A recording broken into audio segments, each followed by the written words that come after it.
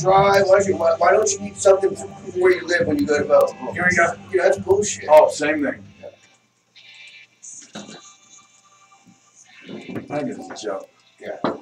It is a rock and comedy show. We are back, and of course, that is an awesome cover of "School's Out" by Alice Cooper, done by the guys over there at Raiding the Rock Vault. Of course, the rock and comedy show's favorite show in town. Yeah. And our good friend Paul Shortino is here. Yeah! Yeah, it's good to be here with you, Rockin' Jay. I'll tell you, man, this is the most happening show in town. No, Rockin' Jay's Comedy Hour. Yeah. And so is Raiding the Rock Vault. I think we should be rating the rock and comedy show. There you go. Well, we're pretty much tapped in there with each other, you know. Rating the Rock Vault comedy show. Yes. We'll work on actually, we will start rating the comedy show. There we go. go. There you go. Yeah, have the comedy vault. There we go. But congrats on the new venue, the Tropicana. Awesome. Oh, it's the awesome. showroom is beautiful. It is so beautiful, and the people there are so beautiful. And it's a nice corner. It's like the most busiest corner in Las Vegas where people are traveling through. They're actually going to put them all up there, from what I hear. Shopping mall. Because we don't have enough. Right there in front of the Tropicana. They've been talking about it, and they're making plans to that. They've taken the 24th or the 21st or the 20th floor and turned it all into suites. Took 30 rooms and turned it into 6 beautiful, amazing suites. That's gotta be sweet, dude. Oh man, the showers are big enough to have an orgy in. I'm telling you right now. And it's a steam room at the same time. I love it. So you can exfoliate. I love it. Then you get out of there and there's a huge jacuzzi, and it's looking right down the strip. Nice. Beautiful, beautiful. They Vice President Eric Goomba, I think is the vice president over there, took us up to the suites and wined and dined us one night, and it was really cool. Benny Paul from Hell Yeah was with us, and Christian Brady with some of the rest of the Rock Vault wives and husbands. So it was quite a surprising evening. Yeah, that was awesome. Yeah, full bar they had, and they were showing us all of it. Has its own masseuse area. You just got to get the masseuse. 30 rooms into 6 rooms has got to be big. Oh, yeah. You know, because now each room is it's as big as 5 rooms. Easily. Pretty much. I mean, they've done. It's like 2-bedroom. Yeah. It's like a 2-bedroom apartment with a bar. Nice. And some of them have different things going on. I think some of them's got pool tables in the rooms and rec rooms. Awesome. I mean, I would never leave. Right? I mean, they've done some awesome stuff over there with the Trop. They are really redoing the whole thing, and it's a great idea for them to put like a mall from walking over from the MGM. They'll have to walk through the mall to in through the casino to get to the other side of the street to New York, and Excalibur, which is kind of cool. Yeah. It also opened up a flush of new people, young people, and that that's the thing. amazing. I think with the Westgate was there wasn't a lot of young people hanging out. No. They were there to come and see the show, but as soon as the Rock Vault closed the doors after the end of the night, they would. Well, they had people there since Elvis, working there since Elvis was performing there. So, they weren't any spring chickens, and they need to renovate that hotel. Yeah, it's old. I mean, in coding wise, with the asbestos and stuff like that, they're doing it in a slow process. That's the problem with a lot of stuff like that. Old buildings like that. I mean, like it's almost cheaper to demolish it and start over than to bring all the electric, all the plumbing, all that stuff up to code instead of getting grandfathered in. You know what an electrical job, rewiring an entire hotel, casino, redoing it would cost?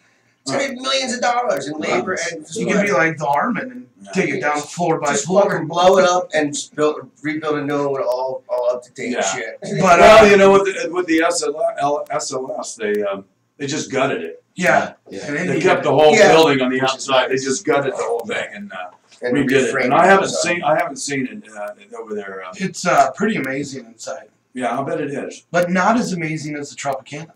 The Trop is, what? Nice. It's very intimate all the way around, which I like about it. You don't have to walk miles and miles and miles to get from A to B. It's great because, like, if you if you valet your car, the showroom's right there. Yeah. The Laugh Factory's Oh, right yeah, there. yeah.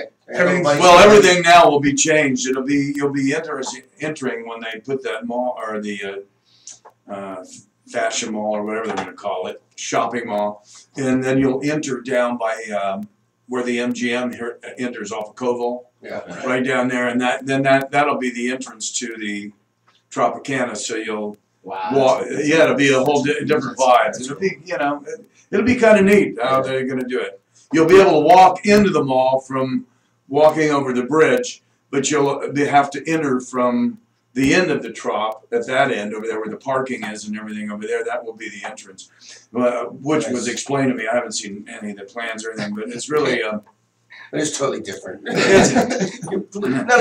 change it by the time. It'll change before you know it. But yeah, anyways, it's really exciting to be there. The showroom's much more intimate. Oh, Doesn't have a big balcony. No. You got the nice VIP tables in the front, the booths in the middle, and the theater seats in the back. Nice. It's really cool. It's and the people over there. Not that anybody over at the Westgate was. They were all beautiful people over there, but they're really embracing the show, and it's really cool. It's really cool. Well, it seems like with the Tropicana, like with their renovation, that they want to bring this youthful. They want to bring the energy in, and especially right there, you got MGM, you got New York, you got all the Excalibur. Yeah, they want to bring that younger crowd in, which is where, because like when I first started visiting Vegas, the first hotel I ever stayed in was the Trop before they renovated. Oh yeah. And I wanted to because I wanted that vintage Vegas feel, and they used to have like. And then you couldn't get the smell off. And then That's why I stay at the Riv whenever I can. Actually, when I met my wife, well, there's like those years four, ago. Like those four. Her mom had worked there before I met my wife, which was 23 years ago, and my mother-in-law's husband at the time was a pit boss there. Nice. So when I met Carmen 23 years ago, I'd come up to Vegas to see her, and we'd go over there, and they'd comp us meals and stuff, and that has changed immensely. Huge. Through the 23 years, amazing. The whole town has. Yeah. You know? Right. It was. I mean, it was sad to see. Like when I lived in town and saw the Stardust go. I was literally The driving. dunes, on all 15 those, yeah. Some of those they should have kept They as just. Museum. Yeah, just monuments. they should have just Yeah. built around them and left them there as like a history. It's hard piece. for money. Yeah, because I've seen that before. Like it is. they don't honor the past here. It just seems like once they blow it up, It's what it's corporate. the neon graveyard is what It's corporate, man. Yeah. it is corporate. For sure. They're going to leave a building stand that has nothing in it just for sentimental value, and they can put a freaking giant, brand new, state-of-the-art casino there and become billionaires all over again. Well, you know what's interesting is that on the West Coast there aren't very many places that they keep as historical monuments. Well, California, any of these places, some of the ghost towns and things like that, from the Western history they try to hold on to, but really not like back east. Yeah. Boston, Well, places like that, they hold on to their. I'm from Jersey, so you got Washington's Crossing, you got Philadelphia Delivery Bell, all that stuff. Yeah. But they did make the old post office downtown, the Mob Museum here. That's very cool. And that's pretty cool. And Fremont Street is cool. I mean, and in some parts of the town, they still honor. My wife's grandfather was an architect here, so he was brought in here to do the Flamingo. So Wow. we're putting out a book of pictures. Somewhere down the road, like a coffee table book of pictures from past and present. Nice. And just captions of who they are on a fishing trip and with her grandfather. He wasn't in the mob, but it's kind of cool. He knew the mob. Yes. I actually, when the Mob Museum opened, I was helping out with Buddy Wheels and a thing, and there was the mob guys who were in a protection program that lecture tour Emery Hill and all that. And I went to the opening with one of the guys, with all of them, but one of the guys that were in the program, his father's on the wall in the Mob Museum, and he looks just like his dad. I'm walking through, and I'm like, oh, there's your dad, dude. Yeah. He was under an assumed name, so it was pretty funny. Carmine, a piece. We were on the road together, and he was sharing a story with me about Henry Hill. That you brought up his name. He used to go over when Carmine was in Jersey and New York playing with the fudge. He'd show up and go, hey, come here, I got some stuff. Open up his trunk. You know, minks and all kinds of stuff. You want tennis shoes? Yeah, I got a deal for you. I told you I had smoked a couple cigarettes on one day outside the what was that place right there where Wheels first had a show. When he was first at that little hotel right there on the side on Convention. Oh, the Royal or Royal. Yeah. And they were doing a sign and stuff, and I was talking to Henry out there with a cigarette, and kind of felt sorry for him. Yeah. Because I mean, like I had not what he used, but it's just the 30 years since all that happened, and you just see kind of like a broken guy that's like, you know, he's doing all right, but he's dead now. But I mean, but he's like, you know, he was in a program. His mother died. They wouldn't let him come to her funeral, and he That's had what you stuff, pay when you squeal. Yeah, so. Nah, unless you got anything good to say about anything or do anything good for anyone, you know what? The karma will come back to you. So it definitely bites them on the ass in the end. Yep. Well, the Rock Vault is open every night except for Thursday. Yes, 6 nights a week. It's kind of it's a rough route. Tonight would be as our Friday night, our Friday night, like a 5-day, 6-day Saturday night of work for someone else, you know. And I feel it for some of the guys because they've got families in LA, so they have to boogie on back. You know, some of them stay, and the families come up on the weekends, and then some of them just go back for a day. And that's rough. It's one thing to cross state lines for the day when you live on the East Coast. Yeah. When you're like in New Jersey. Well, it's easier there because everything's close. Everything's an hour, 45-minute drive. If you go at the right time, traffic anywhere is a mess. But LA's not that far. It's 4 hours. You know, I mean, at the most. You know, they live in Simi Valley. When I first moved to LA in 2009, I just remember like being like, you'd see a map and you'd see everything like is so arrived far. There. Somebody's like, oh, it's a little show. It's in this town. And like, if I drove that far in Jersey, I would be in Delaware. Yeah. Well, you know, they set up LA like that. Yeah. After the World War II, they set it up for fuel and tires. You know, the companies set up because they took all the public transportation out. They used to have streetcars down Santa Monica Boulevard. Yeah. They used to have, you know, ways for the public transit to get around. And then after the war, the car industry and the gas industry and the tire industry went, wow, if we just spread everything out. When I lived there, I had bought my PT Cruiser with 35,000 miles. When I moved here, after owning it 2 years or a year and a half, I had put 65,000 miles on it. You know, and that was like just going from A to B. It's just if it wasn't so populated, Southern California wasn't so populated, you could get anywhere with the highway system in 20 minutes. I'll tell you, the day that the Mexicans all marched down in Westwood, or it was downtown, it was May 19th or something, and 8 or 9 years ago, and man, you could get around everywhere. Yeah. All the gardeners were gone, you know, I mean, they were out protesting. Hey, you should have had the INS buses right there, It's like my buddies we know where you're at now. It's like my buddies that live in Rockland County, New York. They're like, oh yeah, we're only 20 minutes from Manhattan. Yeah. And I'm like, I'm so jealous. Yeah, because I mean, like, if you live in a suburb of New York City, that's even better than living in New York City because you get the best of both worlds. Yeah. Because the city is fun. Any city is fun for a certain amount of time, but after a while, do you really want to hear planes and sirens and traffic at every hour of the day? I mean, you know, so the suburb. I grew up in the suburbs. I'll tell you what, I'm a big fan. Yeah, I'm a big fan. You know? Going for the crazy. City's a nice place to visit anywhere. Yeah, you know. The energy is high, you know, and it's nice to get that adrenaline, and some people love that, and they live there. In a lot of ways, you got to get some normalcy in there. A lot of ways, that's like living outside of Vegas. It's like, you know, sure.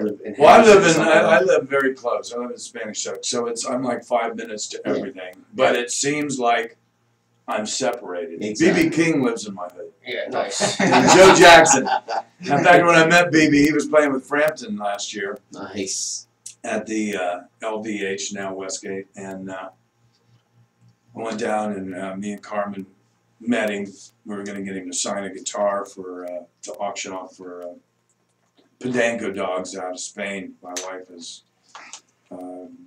so into the animal rescue thing with his SPCA. So, make a long story endless. I told Bibi, I says, we live in your hood. I got to meet him, and he goes, I don't live in the hood. I said, well, I live in Spanish Oaks. He said, you live in my hood. If I said I lived in Spanish Oaks in New York, people would be like, really? Yeah. Who are you? You chubby white guy in Spanish Oaks. Better than Spanish Harlem. That's right. It's a big difference. Spanish But when you guys moved the show into the Westgate, I mean LVH, you guys put in lights and sound. Oh, you mean when we moved in the drop? But I mean, but when you first went into Westgate, did you take all that stuff with you? Oh yeah, it's all gone. Because the sound there at well, the sound system was their system. We put in a Bose system at or should I say Bose put in a new system at the Tropicana. Nice. And we have new lights and new screens that are nobody has in Las Vegas. In fact, the screens are clearer than any LED. Yeah, I noticed that right away. Yeah, they're not even on the market. They put them in there to showcase them, as well as Bose did, putting a whole sound system in there. That sounds and great. Yamaha put new boards in there. It's really amazing how so many people have stepped up to help our show. That's great, man. In a great way without, charging us, Yeah, to upgrade. it's even better. To upgrade the show, Don't get me wrong. I mean, they're making money off of you guys because you're bringing the audience and the energy. And well, we're music. showcasing. Exactly. It's a place for that. It's a place too. for them to showcase their stuff. Yeah, sure. But it couldn't be a better time since they renovated the showroom for Dancing with the Stars, because I saw Wayne Newton there and Recycled Percussion, Gladys Knight, and the room was different. They still had a few booths, but it was tables and chairs, wooden chairs, and it's totally got some really comfortable theater seating. Comfort's big. And nice booths and tables and chairs for the VIP package or a Rockstar package, because they have different packages for people. And it's great. I'm an ordained minister, and we might be doing some get married by a rock star at the Rock Vault. Awesome. Do you do circumcisions with that? No. I'm only allowed to do burials, baptisms, marriages. Paul, what are you doing next? Only in Nevada. That was an extra month of classes. So yeah. The circumcision stuff. I'm not going to cut anything unless you're going to add something on, right? I feel sorry for the Jewish community. They're hacking off some inches. And of course, some of the changes that go with the show is you're narrating it now. Yes, it's Johnny Taylor. Yes. Yes, I am blessed to. They saw me doing a lot of Cadillac commercials here in town. So when the show made some changes. With the script and everything, I was the first person to come to because of the commercials, and I'm kind of a character myself. So we created this character called Johnny Taylor, and now one of the actors, we put a face to him, and he's also playing Johnny Taylor, putting a face to the voice, pretty much. And the show is totally different. It's about two roadies.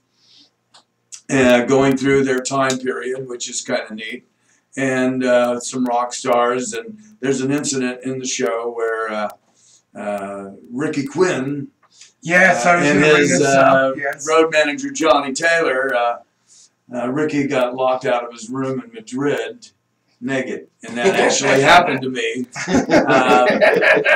I took a bath that night. They've altered the story into a shower, and paparazzi's involved, but it wasn't that way with me. I just woke up in the middle of the night with my glasses on and decided after taking a bath, because we didn't have to go anywhere the next day, that I would sleep nude. And so in the middle of the night, I walked right out the front door of my room And still, I was going to the I wanted to go to the bathroom, but You went out the wrong door. I went out the wrong door. So as soon as I figured that out, the door slammed behind me.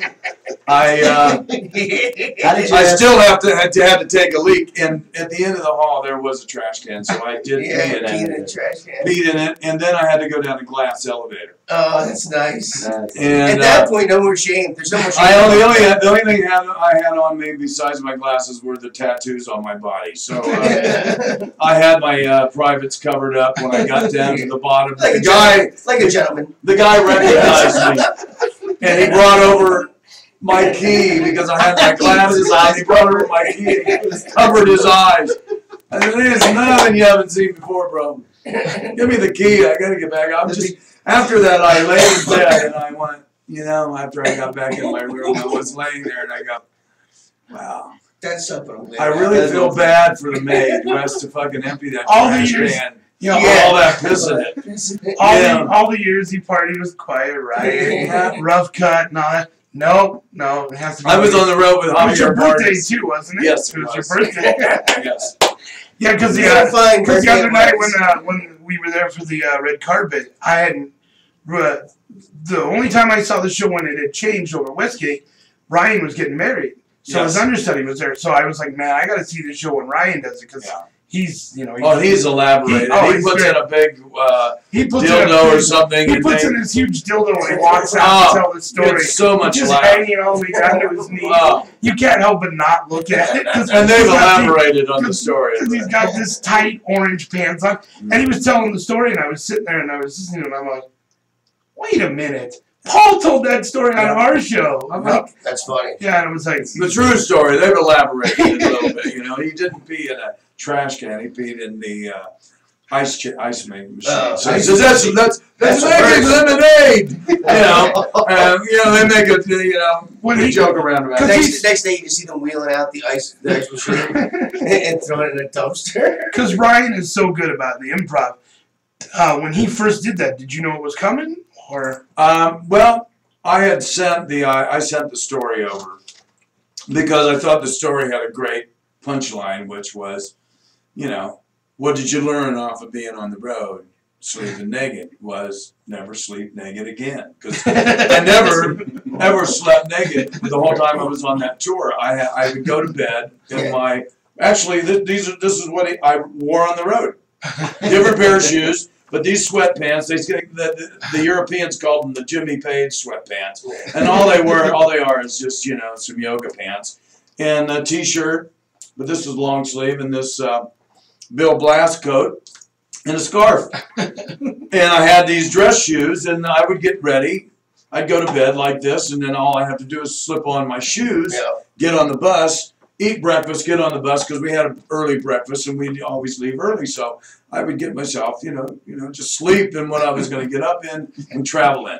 And then this is what I have on today is what I told my wife. I said I feel like I'm on the road because this is the way I dress when I'm on the road. It's very comfortable for traveling and stuff. And so that night I went to take a bath and woke up and. Bada bing, bada boom. Well, they changed it, altered a little bit, and just the guy not covering his eyes. It was paparazzi that were waiting for him down there, and he made the cover of Madrid's magazine and all of these rock magazines nude. So I just like how he came right over with the key.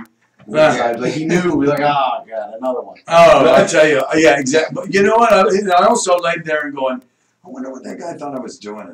Exactly. It would be great if you came out with "Donde está la Biblia?" Oh man, I wish I could speak Spanish. I've got the Rosetta Stone. I can communicate with the dogs that have come from Spain. I have 2 dogs from Spain, and they're Pedancos, and they're 2 different types of Pedanco. One long hair, one short hair, and it's taken me 1.5 years to get Dio to move. That's his name. It's Dio. Yeah. And if he could talk, he would talk like this. I'm living large in Vegas. Because they don't say Vegas. They say Vegas. Vegas, man. Ain't Vegas. I'm in Vegas. I'm in Vegas. And now we got a new one. His name's Ringo, and he's so tall and all legs, and he weighs about 60-some pounds. It's about this, about 3 feet off the ground, maybe. Yeah. And he's a baby. He's not even a year old. So he's goofy, you know, plows into everybody, and he doesn't understand English. You know, and I try to get him to come to me, and I can give him tons of treats. And then when I don't have anything to give him, he's like, I don't know you, dude. I had a wolf, and I fed him raw chicken for 9 months. Who are you, man? I just toss him raw chicken and with the bones in it. We had him for 13 years. So we're big animals. Yeah, you do a lot in this town for rescue pets and the veterans. There should be no homeless vets. Yeah, absolutely. So it shouldn't even be in a sentence, you know. And so, just love to give back because I've been so grateful that people have just given me so much. So any way I can give back, in anything I do, you know. A few people that work in the show, Wags, Peter Wags is Sir Harry Cowell's assistant, running the show, and him and his wife go and feed the homeless. They make meals for them. They go out and, so anytime they see somebody, they give them something out of their pocket, and there's, get arrested for that in some places. Florida, man. You know, got arrested for feeding homeless. When I was in Europe, the guys I would give always, to people I saw, and they were going, hey, these people are making more money doing that than some other people. And I said, well, shame on them, because if he looks like he needs help. It's shocking that you're gonna go to jail because you fed a homeless person. Yeah, it just doesn't make any sense. So Paul Shortino, we want to thank you. We know you got to get over to the vault. Yes, and thank you for having me on, brother. It's always a pleasure, my friend. You always have great stories. And anytime, I'll always make it for you. I will always make it for you. And thank you for making this happen on Wednesday instead of Thursday. Oh, yeah, of course. Yeah. So anyway, guys, if you haven't seen The Rock Vault, what's wrong with you? It's amazing. It's a great show. You'll stand up. You'll dance. Even if you don't want to, you will love the music. It'll get you moving. Yep. Lots of new stuff to check out when you go to see the show. So see, now this is a comedy show. I've got a little bit of a joke here. Okay. All right. Here we go. Okay. There's Freddie and Charlie, and they're walking down these railroad tracks, and they're two bums. And Charlie goes over Freddie, and he says, "Hey, Freddie, did you poop your pants?" And Freddie goes, "No, I didn't poop my pants."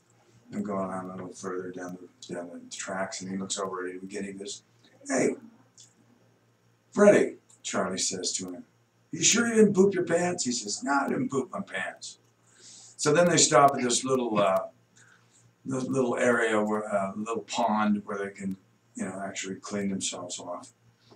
And so Charlie gets out of the pond faster than Freddie. He's still in the pond, and he runs over and he looks in Freddie's pants, and he says, "Hey, Freddie, I thought you said you didn't poop your pants." And Freddie says, "Well, I thought you meant today." There you go. Give it up for Paul Shortino, everybody. And that joke was sponsored by Pampers. And make sure you go and rock out with, of course, Paul Shortino, Andrew Freeman. You've got some new guys in there. Yes, from and some new songs. We got some new songs. Yeah, we got some new U2 tune. Can't find what I'm looking for. And pour some sugar on it. Yeah. And also, there's one other one, Breakfast in America. I actually was filling in for Howard. He plays keys on that. And so when he's gone, I fill in and play keys on that with Michael T. Ross. Howard's singing a little bit more in the show now. Yeah, I like that. Watchtowers. It's kind of cool. Yeah, very cool. Yeah, it's a great band. Great bunch of guys. Please come and see the show. And thanks for having me on. And thanks for supporting the show so much, Jay. #1 on TripAdvisor. That's true. #1 in our hearts. Awesome. And thanks for being keeping this music, this classic rock, just keeping it going, because it is so hard to find decent shows to go to that. Like I'm thanking Kiss for being in town because you know a lot of people going seeing them are coming over to see Going there them. tonight. Fantastic. Yeah, I hear it's an amazing show. Yeah. Find out tonight. Harry Singer and Tommy Thayer are really good friends of mine, and I do know Gene. Gene is an incredible businessman, and the successes he has, you know what, you can't question the man at all. He's got it together, and I totally respect everything, everywhere he's coming from, and he's a great American. Give it up for Paul Shortino, everybody. All right, We'll be back.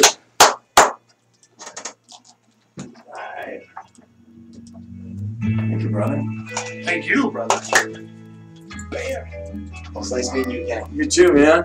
Excellent. Thank Awesome. You. Well, I'll see you soon. Yes. And you know, do whatever you want with these. I'll dig some more shit up and bring you over. More CDs. You got the Cobra CDs? No. I'll bring them over. All right, cool. The first and the second one. There's some really good shit on the second one. So I'll bring those over to you. So let's do this again soon, all right? For sure. All right? Anytime. You want to do it next Wednesday or the week after? It's fine. Okay. All right? And then I got a dark week, so I can do it Thursday if you wanted a Thursday, if it's a different thing you got going on. Awesome. Okay? I'll be in touch. Much love to you guys. Thank you. Thank you. Thank you. Have a great life. Yes. And I'll try to get you some sponsors. I got a guy that I met does liquor. Okay. You need a new poster too at Rockwall. Yeah. Everybody sign it. So I'll talk to this guy, Britt. He's going to come to the show. All right, cool, buddy. All right? Cheers. Cool, man. It was good, right? We didn't really let him go. Just kind of.